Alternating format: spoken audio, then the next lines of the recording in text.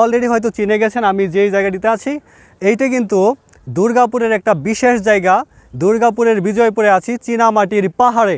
এই জায়গাটায় আসার পরে আমি একটা বিষয় লক্ষ্য করেছি, সবাই কিন্তু এই জায়গার জাস্ট রূপের কথা বলে যে এই জায়গাটা খুবই সুন্দর, wow, elegant, beautiful, super duper, etcetera etcetera. But আজকে আমি এই জায়গার রূপের কোনো বর্ণনা দিব না, জাস্ট আপনাদেরকে এই জায়গার একটা বিশেষ গুণ আছে, এই গুণটা আমি তুলে ধরবো। এই জায়গাটা সর্বপ্রথম সবার কাছে কেন পরিচিতি লাভ করেছিল? Why this place is famous? Why? এই মাটিতে প্রচুর পরিমাণে অ্যালুমিনিয়াম থাকে। আমরা কিন্তু টাইলস ব্যবহার করি, আর এই টাইলস তৈরি হয় এই ধরনের মাটি দিয়া, কারণ এই মাটির মধ্যে প্রচুর পরিমাণে অ্যালুমিনিয়াম রয়েছে।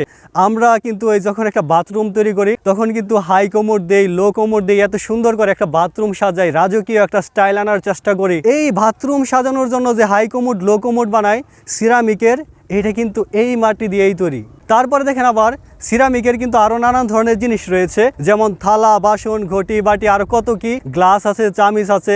এইগুলো কিন্তু সাধারণত এই ধরনের মাটি থেকেই তৈরি হয়। সো আপনারা আশা করি এখন বুঝতে পেরেছেন বিজয়পুরের পাহাড়ের যে মাটিটা রয়েছে এটা কেন এত ফেমাস, কেন এত বিখ্যাত। এই জায়গাটি কিন্তু সর্বপ্রথম মানুষের কাছে তার রূপের কারণে কিন্তু পরিচিতি লাভ করে নাই, পরিচিতি লাভ করেছিল তার বিশেষ গুণের কারণে।